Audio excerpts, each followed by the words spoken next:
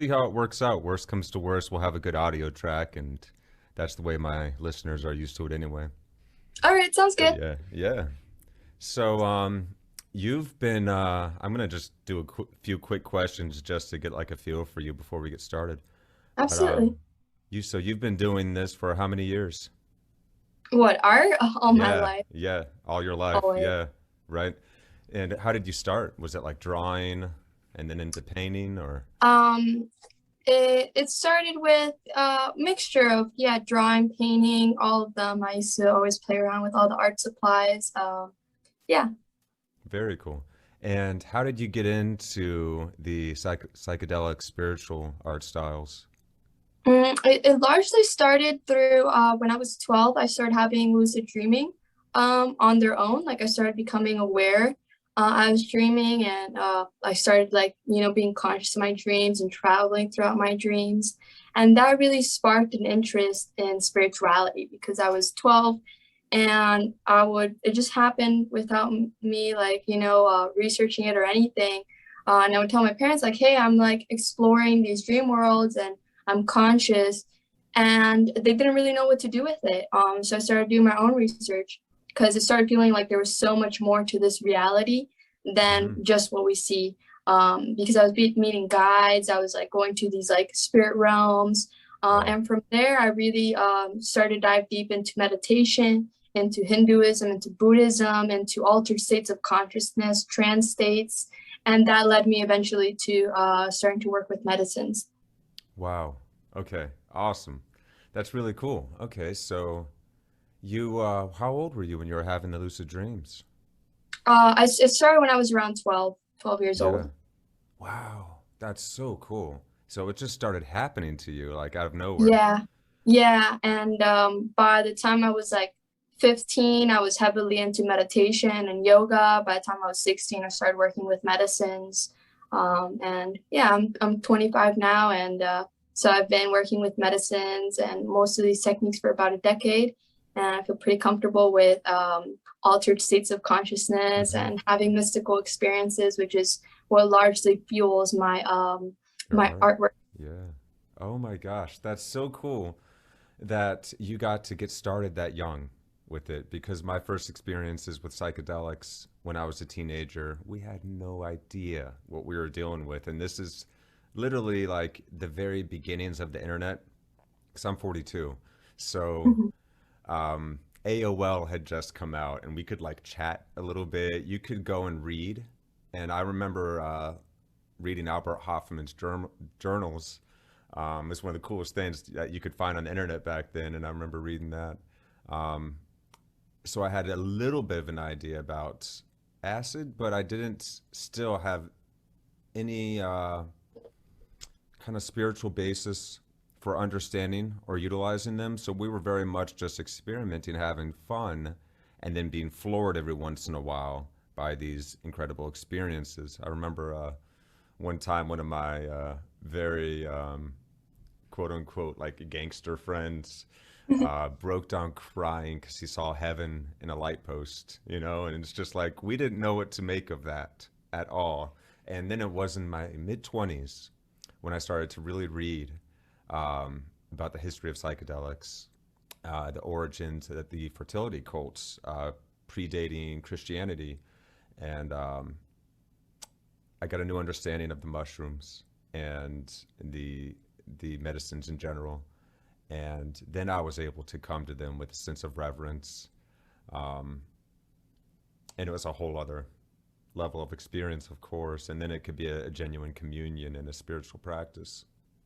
But, there was like a decade between my first time and getting that knowledge and understanding. So it's really cool to see that you've had that opportunity now, and that's like the beginning of us starting to link our generation's understanding of how to use these substances again. It's starting to happen because we lost track for gosh knows how long. Because all of human history beforehand, we were handing down our medicine men and women were handing down their insights and understandings and practices, and we just totally lost track of that. So it's a Yeah. very exciting time to see it coming back around, and the FDA is actually approving the studies again here in the States. Yeah, it's very exciting, and I'm very grateful that I felt I had a very solid spiritual basis when I took my first medicine at 16, Mm-hmm. which was LSD, and it was a very beautiful spiritual experience, and I meditated during it, and it Yeah. was changed my life because I was already starting to, I was very heavy into astral projection and lucid dreaming and exploring worlds. And I was already very into meditation and studying Buddhism and Hinduism, but it wasn't until I took LSD that I really felt almost the higher states of consciousness that are possible with those practices. And that I believe that medicines can take us there, but it was mostly very inspiring to keep diving deep into those other practices, into meditation, into Mm-hmm. yoga, so that I could reach them on without any substances Yes. with Mm-hmm. the practice. Yeah, yeah, that's so important, I think, and because the the medicines can get you there, Hmm. but to stay there in those higher planes of awareness, and that certainly does require, I think, a practice, a disciplined practice as well. And of course, people can get there without the use of psychedelics at all. Um, Absolutely. but I love that they are here as a Hmm. vehicle for people, especially those that have no grounding, no understanding, no belief whatsoever in anything spiritual, and it's almost like the proof of the pudding for them. Um, and it can also help us ourselves learn to deepen our spiritual practice. Um, there are such deep, profound epiphanies Hmm. that can happen in one particularly deep session that we might take years to come to. Um, and I feel like sometimes you have experiences that are so great you can spend quite a long time unpacking them and learning to For sure. integrate them as well. Yeah. Yeah, So it's so much more than just like doing the medicine. It's the preparation, the intention, then the actual, moment of doing it, and then the integration. It's all, such an important aspect. Some people really focus on just the moment of doing it and like while yeah, they're on it, but I emphasize also the preparation, the intention, and afterwards integration to really get the full benefits of the medicines. truly. Yeah. And so I'd be curious into exploring that further. So since we haven't formally introduced, how do I pronounce your last name, Juliana? Garces. Garces. So everybody, this is Juliana. Is it Juliana or Juliana? Either way, technically it's Juliana. Juliana. Mhm. Juliana Garces is here Mhm. today. She's a visionary artist. And is that how you describe yourself? Visionary Yeah, artist? absolutely. Yeah. Visionary artist. And you've been practicing all your life. And we were just talking about, maybe I'll include a bit of that beginning there too, because that was really interesting. Um, we were just talking about plant medicines, incorporating our use of such substances with a spiritual practice and learning how to integrate these experiences that we have. And, and yeah, so I guess that's kind of where we left off. And I wanted to ask more about your lucid dream experiences that we were talking about, because that's really fascinating. And then, of course, I would also be interested in the kinds of practices that you associate with your own spiritual path that you find most useful when it comes to integrating these great insights that we can experience through plant medicine. So, tell us about your initial lucid dreaming experiences that opened you up to that area of exploration. So it actually started through a nightmare. I was having as a young child a lot of nightmares, Mm-hmm. and it started happening where in the nightmares I would realize that it was a dream, and I would be like, I'm not afraid of this anymore. I can wake myself out of this, and I'd wake myself up, and I'd be, whoa, like how did I do that? I realized I was dreaming. And that was like the first times it started happening was I would, whenever I'd have a nightmare, I'd get myself out of it. And after that, I actually started staying in them and changing them and making them into positive experiences.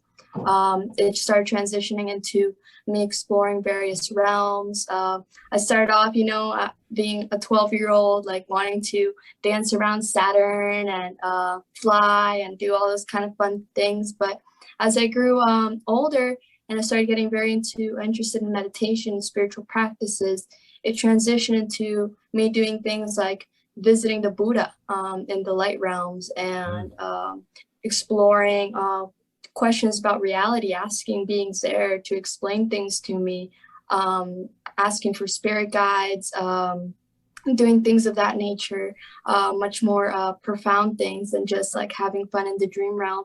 And I still continue to have lucid dreams. I have largely let go of the practice. It transitioned into a lot of astral projection, but I found to some degree, I got a lot of the answers I was looking for, and in a way it started to feel like more karma, because I was starting to have, I would take a nap and I'd have a lucid dream that felt like hundreds of years, and then I would go to sleep at night and have another one that felt like hundreds of years worth of experiences, and I'd write them down. It'd be so much. I just have to give a few of my favorite highlights. But it felt like so much more extra information, especially like while I was in high school. I was already dealing with so much in the physical realm, feeling like I was going into this realm and having hundreds of years worth of experiences felt a little excessive. So I purposely deterred from the practice and went just heavier into meditation and into clearing the mind and reducing any thought at all, and working with yoga and focusing on just the breath and being present. I found a very deep joy, perhaps deeper joy than I could find with doing everything I could imagine in the dream realms. Neat. Wow. So when you started meditating at this point, is this around the time that you had first experimented with plant medicines? I would say I started meditating around age 13, 14, and my first medicine experience was at 16 So you were well with prepared for LSD. that. Yeah. You were Yeah, well I felt prepared very then. well prepared. I would Yeah. say for most people, 16 years old would be far too young. But at the time, I felt very prepared, and it was a very beautiful experience where I meditated a lot. I painted. I felt very connected to Source, and it was very divine in every way. Definitely wasn't a reckless, for fun experience. It was Yeah. in my own room with a lot of beforehand preparation and research, knowing what I was getting myself into. And it was a very beautiful experience that definitely changed my life and my art and just how I see it. Wow. Wow. Okay. That's really cool. So you had a couple years of meditation practice before you Yeah, or did you your could first say maybe psychedelic, which I think is a so few cool lifetimes. because, yeah, and it feels like that's the ideal way, um, that for someone to be able to get the most out of that experience, of course, For sure. is to be able to meditate through it. And, Absolutely. there's a funny old adage like, what came first? Was it the use of psychedelics or was it meditation in general? And it feels like, yeah, we had been hunter-gatherers for a long time. We experimented. We picked things up off the ground. We found things that were magical to us. And I can see the breathing practices of meditation, the relaxation of the physiological body as well as the psychology as being very helpful in high-level psychedelic experiences, enabling one to ride through them without resistance and be Hmm. open. And so that's really cool that you had that opportunity. And I would have to agree that 16 feels young for most of us. I know my first experiences were around that age, but I had no understanding of what I was doing, and that preparation beforehand, I think, is quite crucial. For sure. So your lucid experiences, were you discovering ways to trigger them? Because you said you kind of let the practice go. Yeah, no, for sure found ways to make them happen. A lot of it was actually just focusing on them and setting the intention before going to sleep. Mm-hmm. It really was, it started with lucid dreaming, but it mostly turned into astral projection was my main Mm-hmm. practice. Yeah. So it would be, I would be going to sleep, and right before I fell asleep, I'd say, like, I'd repeat to myself, I will astral project, I will astral project in my mind. And that would make them so much more likely. Also just staying very active in dream recollection through writing down most of my dreams, just because we can have these kinds of experiences, but if we can't remember them or recall them, they're really, like, It's hard to get back into. It's like dialing in on a radio, and it's like you're mm-hmm. keeping yourself dialed into Yeah, that wavelength as you're able to yeah, remember the absolutely. dream realm. Yeah. Mm-hmm. Okay, Yeah, that's a so really helpful bit of advice. Yeah. writing down all your dreams, avoiding cannabis really helped me, even though I do see the benefit in that medicine. Mm-hmm, At the mm-hmm. time, it would take me into very deep sleep. It does Um, that. Yeah, you're yeah, not in the versus, REM territory nearly as much, are you? yeah, so if someone's trying to work with lucid dreaming or astral projection, highly recommend making sure you stay Not smoke mostly off of cannabis. that Yeah, medicine. yeah. Um, That makes Also, sense. questioning your reality throughout the day, doing reality checks. So Mm, even though we can say right now that we're sure we're not asleep and that we're not dreaming, you just want to get into the habit of questioning, because if you make it a mm, habit, then you'll do yeah. it in dreams also. And so what I would do is I would try to put my finger on my palm, and if it goes through my hand, I'd know I'm Ooh, that's dreaming a cool one. or Whoa. something weird would happen always. Yeah. So I would just be like, even though I'm like, sure, I'm not dreaming, I'm just like, am I dreaming right now? And just like building up that habit of like asking that a few times a day, then you'll start asking in your dreams and you'll see something weird happening, and then you can do, start changing the dream, being involved in it. Those are the few little neat tricks. Just generally having it in the forefront of your mind, I feel like makes it more likely to happen. There's a Mm-hmm. lot of really great books on it if someone wants to get into them. Also, one of the biggest tips I found is that actually at night is not the most ideal time to lucid dream or astral project. Actually, naps, especially in the morning, are the most ideal time. So when Ah, we're um, when we're really tired at night, our body just wants to go into deeper sleep or become largely unconscious, even in the dream realm. Versus if we wake up a little earlier than usual and we go back to sleep, that is where our body's already rested, and we're more likely to go straight into into being able REM. to recall our Yeah. dreams and lucid dream and work with the dream world. Okay. Those are really helpful tips. Okay. Yeah, because I've watched videos, I've read books here and there on it, and I've heard some of those tips. Um, I really like your insight into cannabis. That's very helpful because I've noticed when I'm smoking regularly that I'm not dreaming as much, and anyone that smokes knows that as soon as you stop, you notice your dreams a lot more again. So For that's sure. really helpful. And I like the morning time. That's really cool insight too. So like a morning time nap.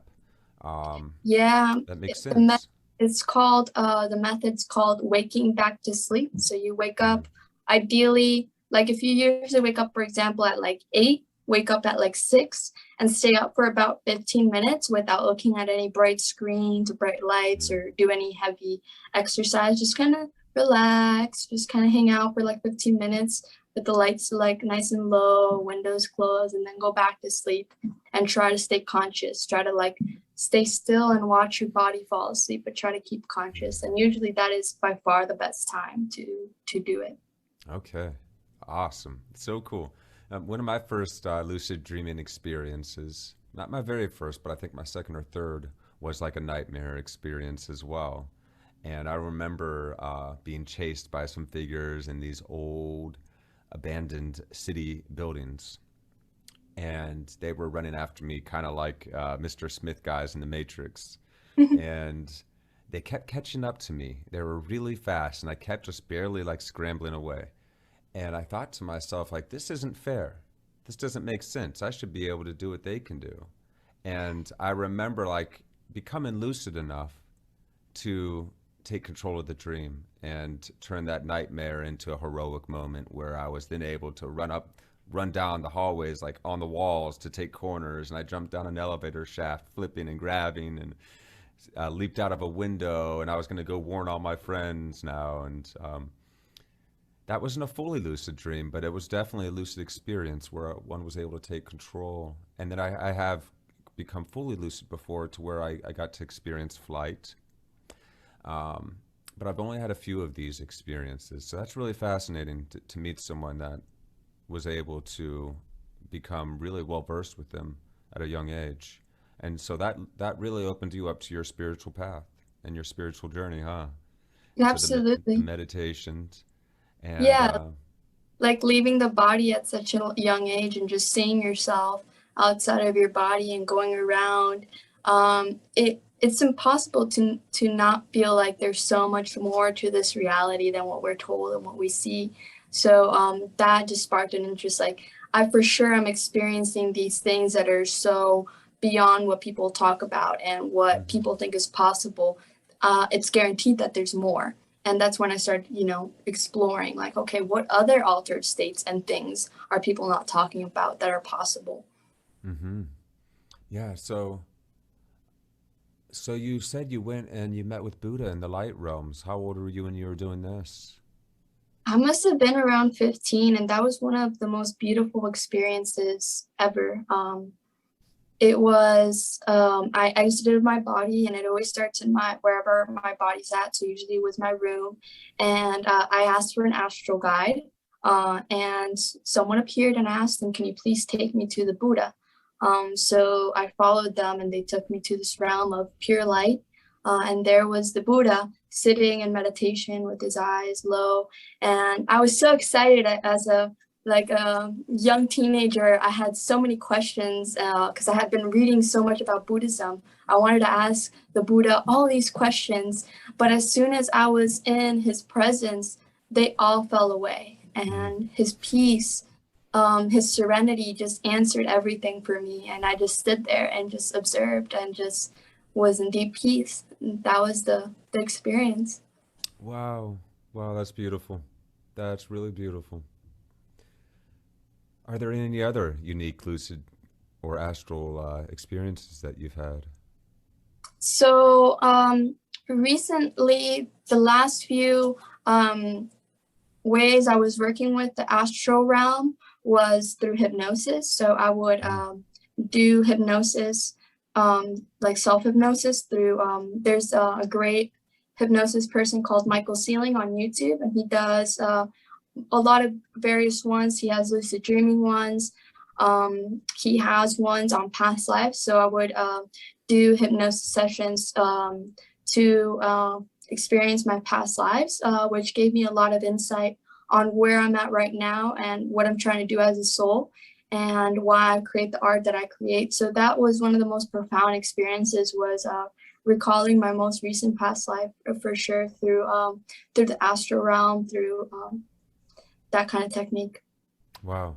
Wow. So that really helped you orient your understanding of where you are now, why you are now, and how your art can be working in the world. I guess Yeah, that brings us to your art. So your art is very profound, thank you. and and it's just there. Um, I'm really curious um, about how you came to your first visions that became your first pieces. So were they So like they just came to you fully and it was an experience that you wanted to translate, or are they sometimes something that comes to life as you're doing them? I'm mostly with what I call recreation of visions, where it's where Hmm. I see the vision through a mystical experience, and then I go about trying to recreate them. So usually I have the full image in my mind before I make it. And at a young age, it started through a lot of my dream work, Hmm. visions from these dreams I was having where I was conscious. Then it started happening through like a lot of the sensations and insights I was getting through meditation. Then later on through medicines. But at the when I was younger, I was heavily focused on technique for my art. So I was doing a lot of realism, and I was like doing apprenticeship to be a Disney Imagineer. So I was working with Disney World and focusing on how to, you know, create realistic things, make concrete look like any texture. So I was heavily focused on more like creating things that recreate the physical realm. Later on, I started having like my mystical experience started to get more and more intense, where I felt almost like I wanted to break free from all that structure that I was focusing on, where I was just creating I was creating portraits that were like completely like super detailed, like photographs. And I transitioned into wanting to break free and have art be like fun again, be like when I was a child, where it was a part of the experience and letting go. So I started creating a lot of abstracts and working with color and emotion. And from there, it wasn't until I had a very profound experience with Changa, which is infused leaf DMT, dimethyltryptamine, that I started asking myself, like, why am I creating anything besides this? Why am I creating anything besides these visions that I am getting? Like the realism is great, the abstracts are great, but really I need to create something that has this these messages that I'm getting, the spirit, these spiritual themes. Because I was visiting with DMT, I was seeing all these entities and these realms of, you know, pure bliss, of understanding that I really wanted to share with others. And it was after I started working with a lot of DMT that I transitioned into doing complete visionary art. And now my visionary art is heavily influenced by DMT, but also by other medicines and also by other experiences. So I also still create artworks about my lucid dreaming experience, about even I get visions while chanting, while meditating. It's a variety of things that inspire me. But I would say really the kind of art I make now largely started when I started working heavily with the spirit molecule. Yes. The spirit molecule. I love that you refer to it that way. It truly is like that. It's so fascinating to me, and for the listeners that don't know, DMT, dimethyltryptamine, that Juliana is referring to, does exist endogenously within our own bodies. Our brain produces it. And I was actually watching a recent Aubrey Marcus where he had a leading researcher on, and they were talking about how they're finding that DMT exists in amounts close to what serotonin is in our brains at all times, generating perhaps our conscious awareness. We used to think it was much smaller amounts, and it was just coming out during the dreams, for instance, or during the death and birth experiences. It's such a profound thing that it's hard to understand how to talk about. Those experiences are so much realer than real, and they are so full of wisdom, information, understanding, absolution, healing.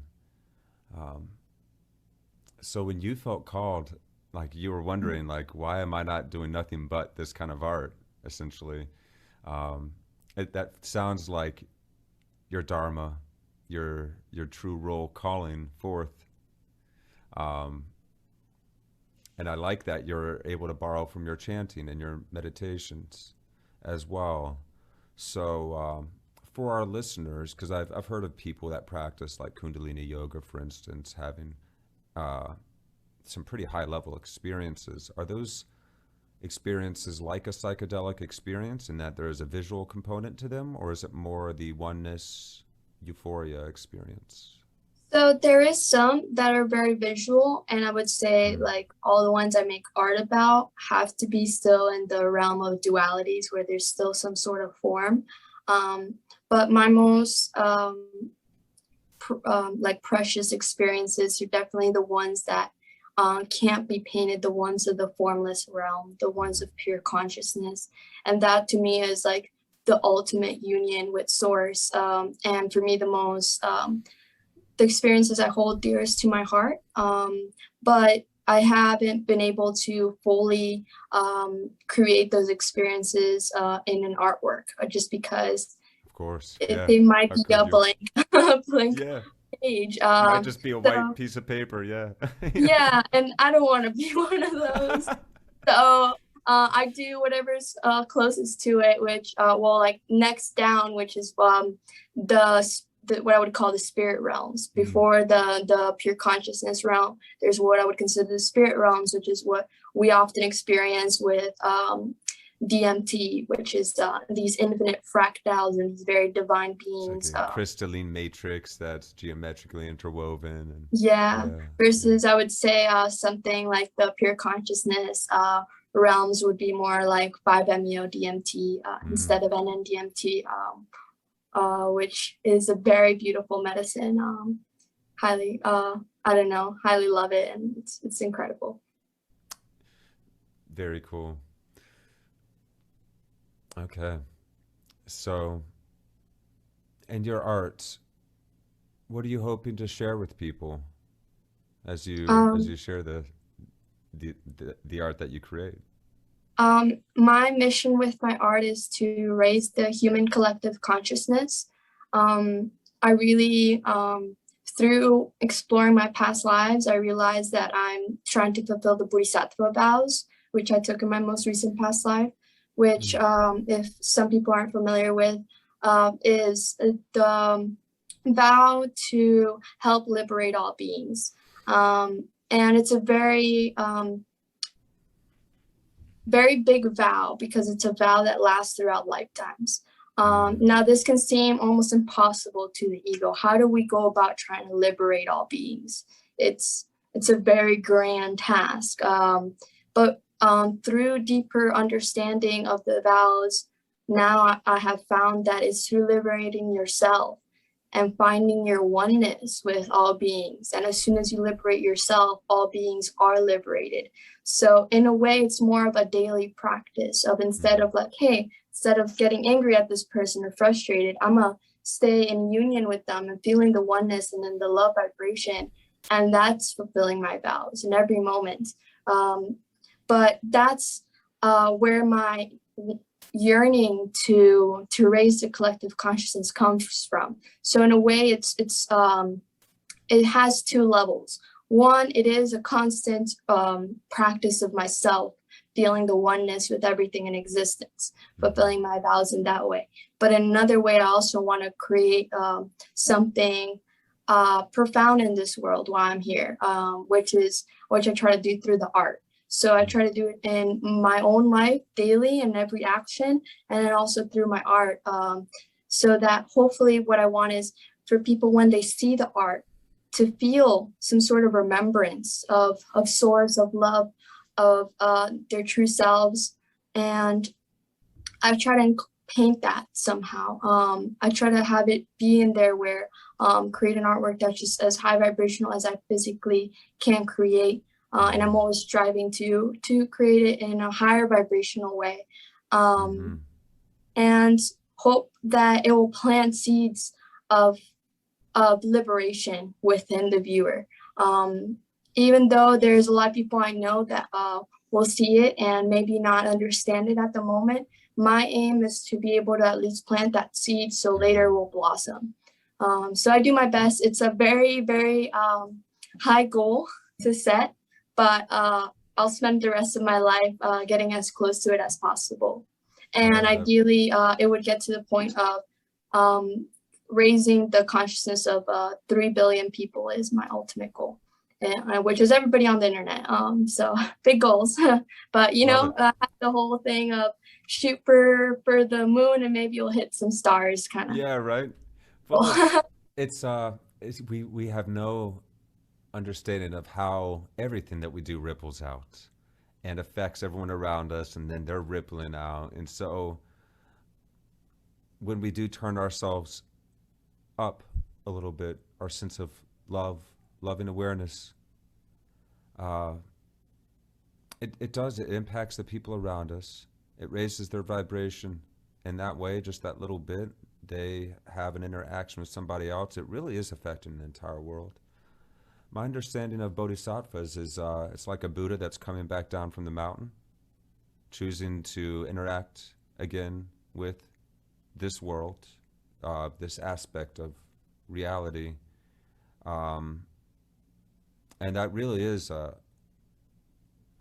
beautiful um, commitment to make the enlightenment of all beings. And I feel so many of us being called to this communion in this time. And it's a very exciting time. And I also see that you're coming from love.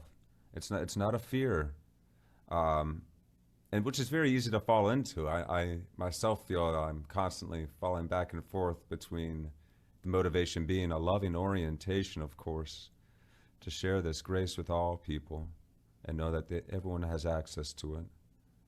And of course, then the nervous side of the human scene, all that's going wrong in the world, and that given its having its own sense of urgency. So how do you measure?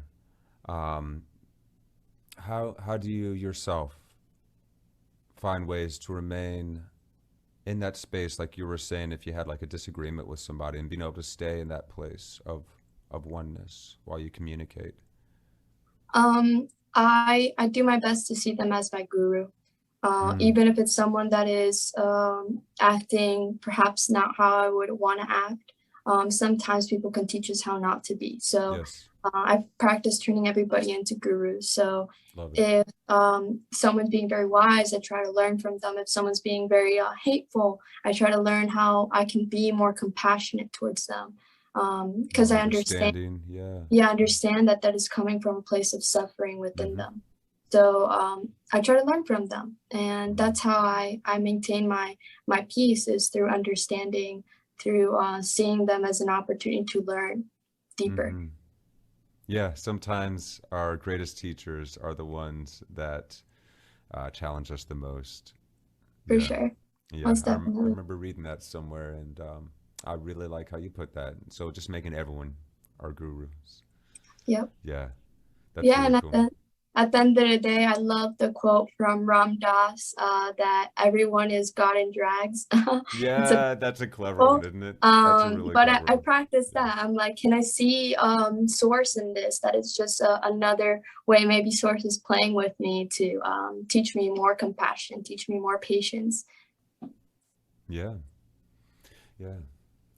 So you do a daily meditation practice, I imagine, to help stay in Yes. this place. What else do you feel like has been helpful for you in your life? I would say my biggest aid in maintaining um, peace within is definitely meditation. So my meditation practice is vital in my Hmm. daily life. It's a if I'm going to do one thing every day, is I got to make sure I meditate. Besides that, I really love Ashtanga yoga. So taking a moment to unite with the body and the breath is very important for me. I love chanting. So Hmm. I practice various Buddhist chants and Hindu chants, a lot of Theravada Buddhist chants from temples I used to attend, as well as Mahayana Buddhist chants. And throughout the day, I try to practice Shiva chanting, and mostly it's about that recollection of trying to see source in everything. Walking meditation is always very useful as well. I practice it as much as I can. We Mm. can achieve very blissful states if we take each step mindfully. And Mm. it's very easy to do. When we take um, a step, we say right foot, take a left step, left foot. And if we do it right as the foot hits the ground, and we maintain that presentness with each step instead of letting the mind wander, then, Mm. just walking to the kitchen can be a beautiful meditation, and I it can bring you love so much this. bliss. Yeah, I was So gonna ask you, how would you describe how you do walking meditation, and you just did. And yeah, and that, it's so simple. Just wow, left yeah. foot, right foot, left, right, left, And it right, helps left, keep the attention anchored in the in the moment, present in moment, the present instead of moment. Yeah. whenever the mind wanders, I just bring it back. And Hmm. also, I catch myself just getting in the habit of doing it and not doing it mindfully.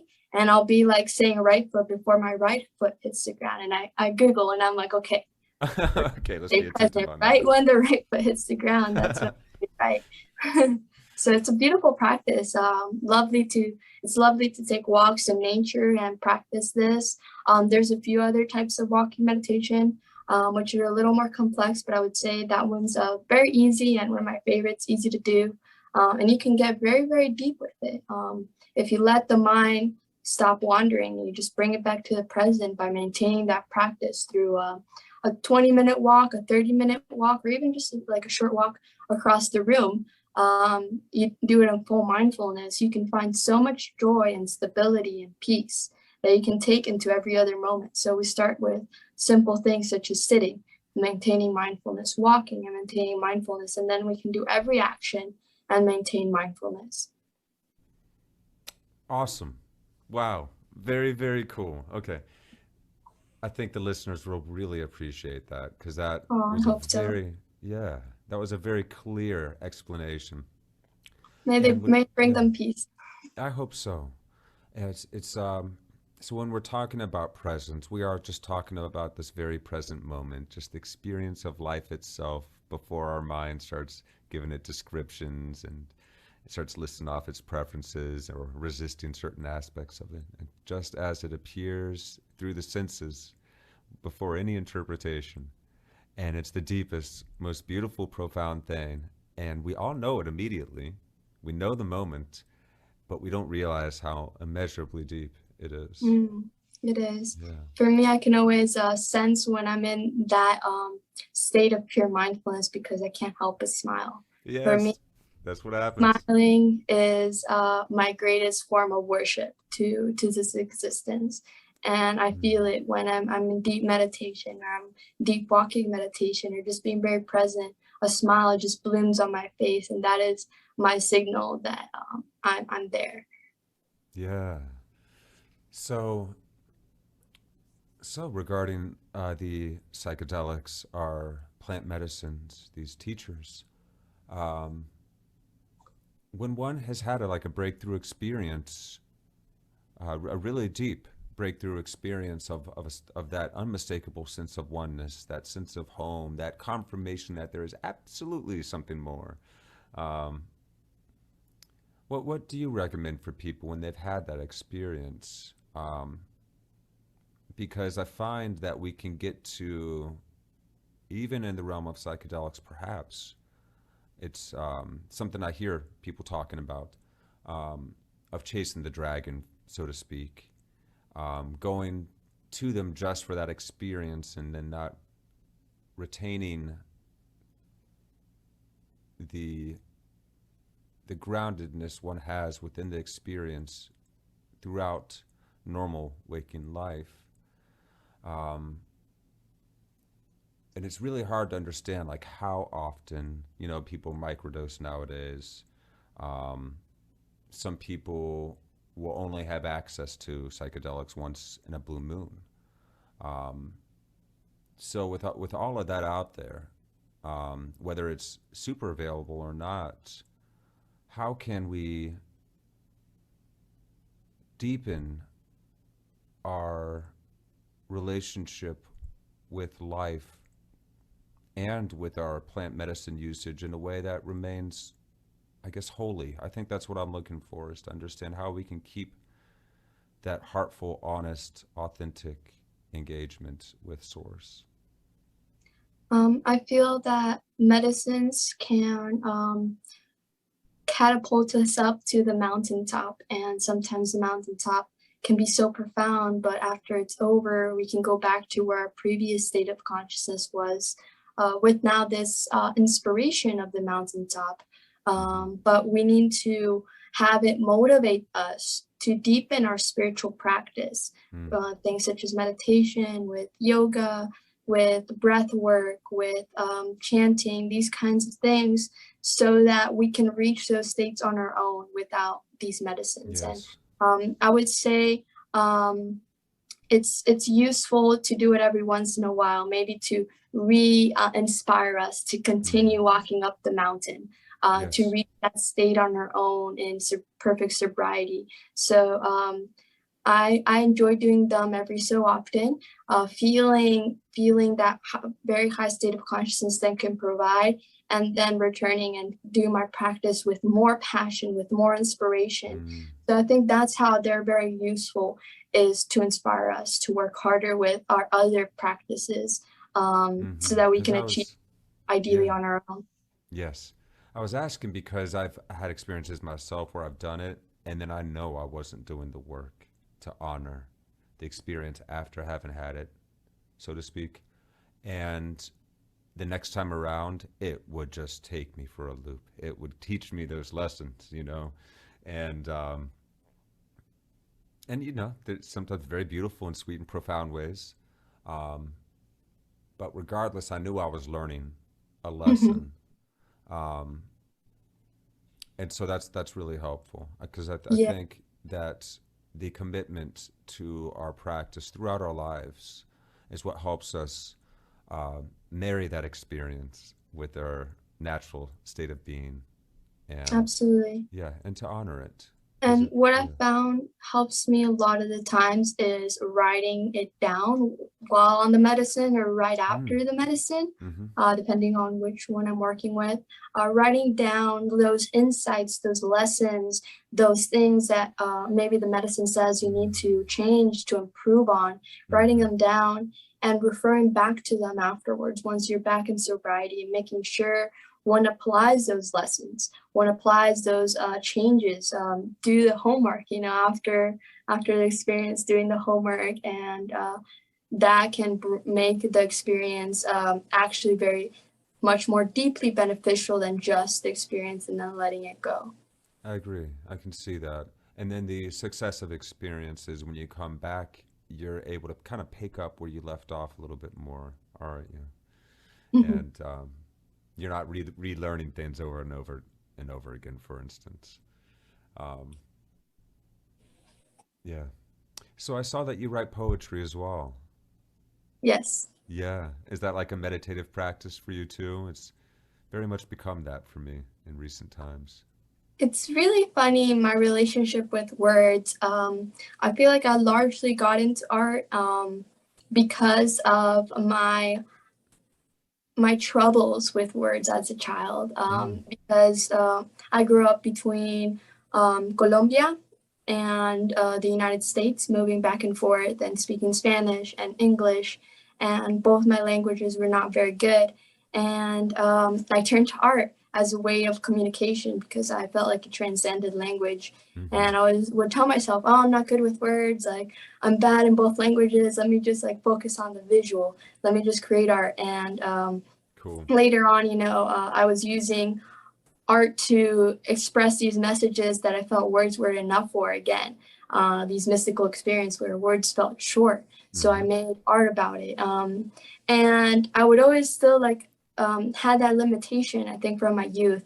I'd created in my mind. And it wasn't until recently that I decided that I should let go of all limitation and past notions. I put these cages we put on ourselves of Mm-hmm. I'm not good at this and I'm not good at that.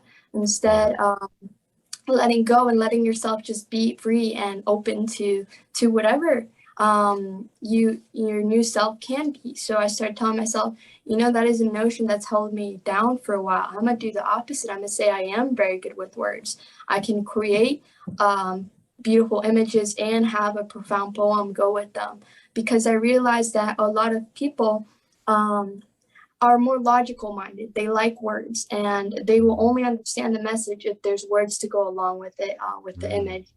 Because there are some people that will see the image and that will be enough, very mm-hmm. visual people. But there's people that will want to nibble on those words to really be able to understand the image and have a deeper appreciation for it. So I wanted to cater to those people as well, to be able to have them feel connected to the art also. So I started working with creating poems with my artworks. Even though the artwork was my main focus afterwards, I started focusing just as much on the poems, and they'd come very similarly to how the image would come.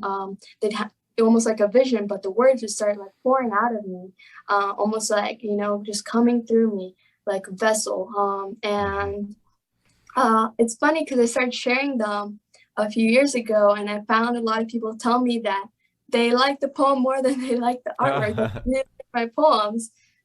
So it just made me giggle that before I had these limitations on myself, and now I consider myself a visionary artist and a poet. Awesome. Very cool. The poetry is so fascinating to me. And I've been writing since I was a little boy. And I also drew a lot growing up as well. I was always very into art, but I loved to read a lot. And I started trying to write stories at a very young age, like 6 on up. And so I've always been fascinated with words. And I like that you're providing that with your art because it's kind of like a map that's coming with a key, you know? So you're like Yeah, getting this way to understand aspects of the map you might not understand if you're not as visually oriented. And it's cool because it helps you dial in a little bit more too. Even if you are visually oriented, those words can be very helpful in the navigation of that timeless space that we're trying to express through these kinds of pieces. And I just had the coolest moment of just like realizing it's like the universe talking about itself when we're having this conversation. It's very much what God absolutely. is doing. And that's perhaps the most profound thing. It reminds me of a Ramana Maharshi quote where he's expressing how we go from thinking I as this personified sense of self, and then we realize that that's not what the I is. And then, but the I remains even after one wakes up to its true nature. The sense of I-ness is still there. And I love these paradoxes and the ways that they weave themselves. So, Absolutely. do you And I have, think, go ahead. oh, sorry, that I feel like both artworks and poetry or words can be very beautiful rafts that can take us to that shore, which is beyond words, beyond images, which is, what we're pointing at. And some people find it easier to arrive with one or the other. So providing both, I feel like can take people to that shore we're trying to reach much Yes. easier, shore of happiness, of bliss, of oneness with source. Yes. Yes. And music too. Do you ever get to Yes, go to music. festivals and paint while Oh, the bands are absolutely. playing? Yeah, yeah, I love festivals. I love painting and getting feedback and like seeing people interact with the art is really cool. Yeah, there's so many different art forms we can use to Yeah. this ashore. It's really cool. Yeah, I it's love. amazing because you see people do it with dancing. You can see Yes, actors that can pull it off even if you're really looking. absolutely. Yeah. That's so fascinating to me. Well, before we close, because I think we have, how was your time? I think maybe we had 30 more minutes, or did you need to finish now? Yeah, we can do like another 30 minutes if you like. Okay, cool. I'd love if you'd like to share any poem that speaks to you, any piece that you have, and the poem that goes with it. That would be really Oh yeah. cool. Would you like for me to read one? Sure. All right, let's see. Let's see. One. Hmm. Seeing which one. I've been doing a Hindu deity series recently, but let me actually do. I really like this one. So this one's called "The Actor Behind the Masks," which I is like that one a lot. Yeah. it's supposed to be like referring to God or the infinite self, source behind all the mask of existence, playing all these roles. So the poem is behind the abundant roles in existence, there's one actor behind all. The drama of life is a masterpiece. Is there a greater act than one who entangles you so deeply you forget it is an act? An act so extraordinary, you feel the love bursting from your heart, the suffering break you, the excitement shake you, the fear tremble you, only to be followed by the red curtain of death as the grand finale. With a smile and tears in our eyes, we conclude the drama of existence at the edge of our seats. May we give it a standing ovation for all it has taught us. Cool. I like that. That reminds me of like a Rumi or a Hafiz at the end there. Maybe we give it that, how did you put it? Standing ovation for all Standing it has. ovation. I don't know why the word shining applause came to my mind, but standing, yes, standing ovation very much. I like that feeling of exalting with Yeah, that was largely pure inspired joy. by an ayahuasca journey where I saw, I would say it was almost like my death. And then afterwards, this great carnival.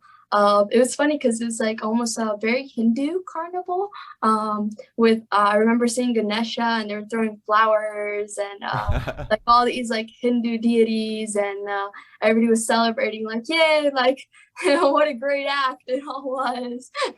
And, like standing ovation for this existence. It was very cool.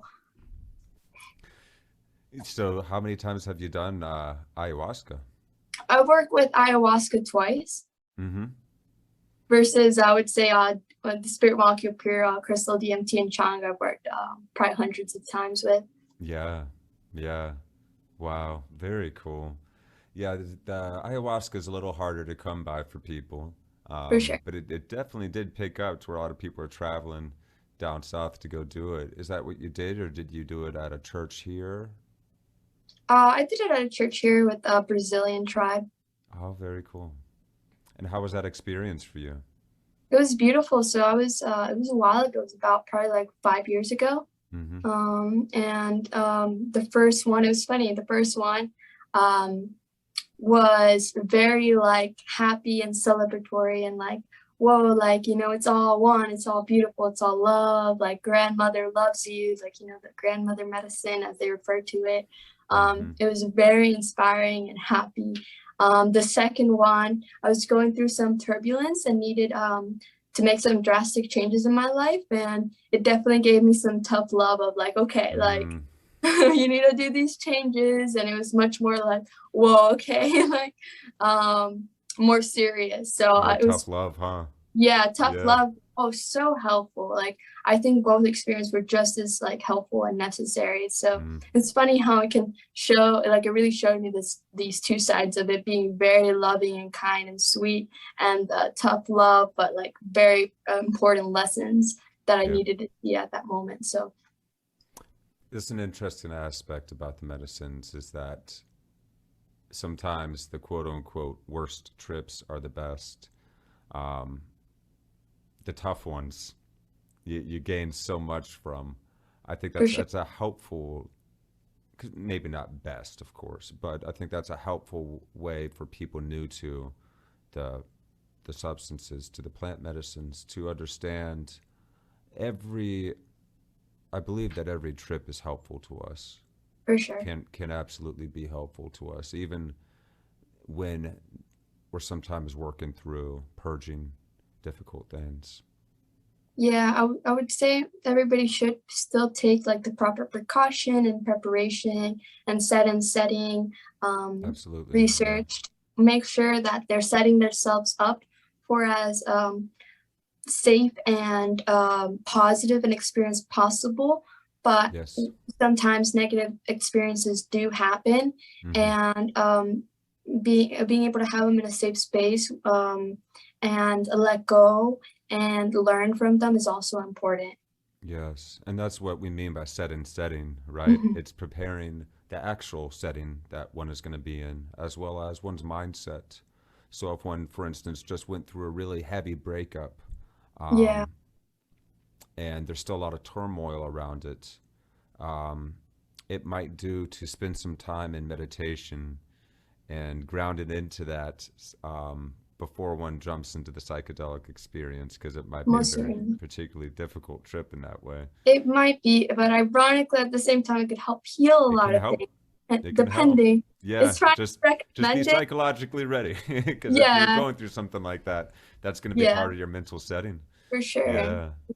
Yeah, and you're right though. It can be. I wouldn't want to sway someone from doing it, just to recognize how dramatically our set and setting really does Yeah. impact the experience. So being able Mhm. to beautify one's environments and care for oneself and clear the clutter in Yeah. an area And and most put a lot of importantly, TLC into the process of and the preparation. environment being safe, like Yes. Oh we my don't want gosh, to do yes. this like out on the streets, Yep. idea, Yeah, I would say the strangers. safest environment is, Yeah. at home or our own home. If like, if that's possible for us with a trip sitter, that would be probably like the Mm-hmm. safest environment to experiment with certain medicines. Other medicines, we do need a facilitator such as ayahuasca or Mm-hmm. 5-MeO. We need a professional there, or sometimes festivals, like very spiritually themed festivals, can be a very beautiful environment. And if we're already experienced with taking medicines, to have a community that is very accepting and supportive of it, depending on the festival. I'm talking more about the spiritually kind of oriented festivals It, instead of the yeah. party festivals, Yeah. especially like the smaller ones. And if we already have a lot of experience with psychedelics, can be a very positive environment to Mm-hmm. connect with community in this like kind of like altered state of consciousness. Yes. Yes. That can be a very familiar experience for the human as well. If one ever gets to have that experience, I wonder if they will experience it such as I have, to where it felt like, oh yeah, we used to do this. This is Mhm. old. This is ancient. This is super familiar. Being with a couple hundred other people or so in this space of mind, in this stasis, stasis of communion, walking by one another Yeah, and knowing. in nature and with Mm, beautiful music and beautiful workshops and decorations of like very spiritually themed things. Like it can be so I don't know, heart opening to do it in a community kind of sense. If everybody is already like experienced, I recommend, probably if it's your first time, it's more comfortable to do it at home, or even your first few times with mm-hmm. a trusted person. But after you are very comfortable and know what to expect and know how to handle yourself to do it in a natural setting with all these beautiful people, dancing and feeling like one, and almost like a tribal kind of feeling, which Yeah, is it's was how tremendous. we used to do Mm. it, a lot of the time. Yeah, yeah, it certainly was a component of our experience. Um, we being the first culture in human history to to outlaw the use of them for some time. Um, knowing every culture before us did it, it was a such a unmistakable, familiar form of communion that my body remembered, and I'm so joyful to know that we are now starting to take it seriously with a sense of sophistication and respect in our medical community and the psychotherapeutic communities. Um, that just the idea that people are going to have access um, to MDMA and psilocybin and DMT therapies for PTSD, among so many other psychological ailments. It's it's such a glowing, hopeful thing to see happening in our world, For sure. and something I never thought would happen. Yeah, I'm When I very, was younger, yeah, it was something I would have never saw coming. But now it yeah. makes sense. Makes perfect sense that we would, of course, be here now. And I'm super grateful for the people who have these mental illnesses, to being able to have a professional psychiatrist who's trained in this be able to help them, because these are the people that maybe shouldn't do it necessarily on their On their own, because own. it's Yeah. risky, because if they have a lot of trauma, then it can be very like bad to do it on your own. And instead, now they're creating these spaces where the people that really need it, but Mm-hmm. need someone that's very professional to do it with, Who knows and how to work through the scientific setting traumas and yeah. to work through the traumas. Mm-hmm. Yeah. I see a lot of healing coming in our world. Uh, Thanks to that starting to happen now. these deep unresolved traumas that are so hard to get through for us. That can take years and years of therapy. Um, that we have these teachers that can bring us into such a high place of understanding and being and seeing, Mhm. that they can bring us through a healing process so compassionately and with so much explanation too. In the Yeah. psychedelic experience, you get so much data on why you were doing something, and it's like, so like, it feels so good to like feel, oh, that's why you're doing that, I love you. It's like you feel this sense of love for yourself, um, as a child that you're caring for almost. And there's never blame in that place. It all just makes so much sense. Mhm. And um and those reams of data, that encyclopedic detail of the explanation that one gets, um, even if you cannot bring all of it back, it is it is so helpful and orienting for oneself, because it's not like you need words to know how to love. It just comes Mhm. naturally. Yet love is this infinite thing with infinite potential and availability, and ways of expressing itself. So we can always get better at being loving. And yeah, I'm really excited that we have these things that are kind of like portals to God's heart. And Well said. And yeah. like sometimes that just feeling of love that we can achieve through psychedelics, I would say especially I would say MDMA is really good at this, at just Mm, connecting us to the feeling of love. It's such a heart chakra centered medicine. Can be so healing, and I would say maybe that's why it heals so many people with PTSD, because sometimes it can be like a heart chakra blockage, and yes. this medicine just makes us feel so, in the love vibration that it heals so deeply. Mm-hmm. Yeah, yeah. There's something wisdom. There's such a depth of wisdom to be found through love. It's unconditionality Mhm. grants it a completely open view. There's no walls. There's no conditions. There's no judgments. There's just clear seeing, understanding, and appreciation. And yeah, yeah, it's Yeah. just this bottomless thing. When you said that about the heart chakra, I remembered, like, there's tensions I've held in my chest, um, anxieties, old childhood experiences that we'll hold in different parts of our bodies, and I felt Mhm. those relax in that psychedelic experience, even under just cannabis.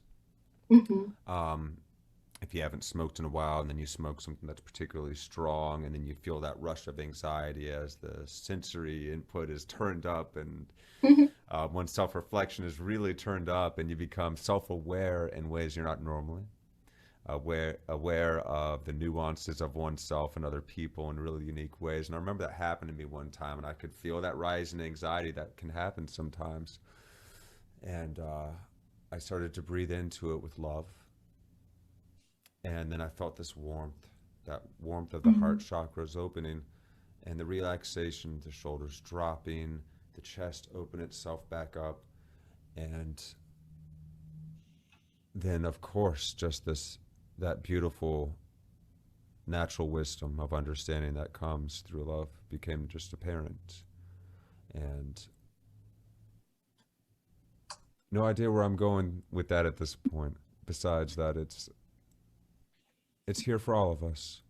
I guess Yeah, that's the and way of saying it. I feel like medicines, they can really help with anything we're suppressing, like anything we're hiding under the carpet. That Can new sense of perspective. Yeah, because Mm. we can't hide anything when we're on psychedelics. Anything we've suppressed and hidden under, and we're trying to not address, it comes up. And that's also why there can be so beneficial. And sometimes it's difficult because Mm-hmm. sometimes we don't want to look at that stuff.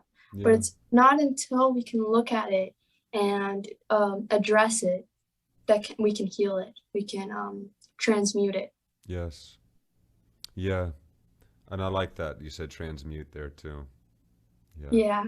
Yeah. Um, use it as compost for our happiness. Yeah, yeah, for new creations and new gifts to the world. And what a fun game we've set up for ourselves. How conveniently Most definitely. we've forgotten everything so that we get to remember again. Yeah. It's really cool. And since it's infinite, remembering again is never going to be the same as it would have been before. We got lots of worlds to play on. And in times like these, this is where the art and the truth and the authenticity really turns up and gets to shine. And so it's been awesome to get to speak with you today, Juliana. Thank you so much for joining me. And Thank you for having me. absolutely. And I would like for you to share with our listeners now your website, your social media handles, and places that they can find more of your work. Absolutely. So my website is julianagarcesart.com. That's JulianaGarcesArt.com. And my Instagram is Juliana Garces Art.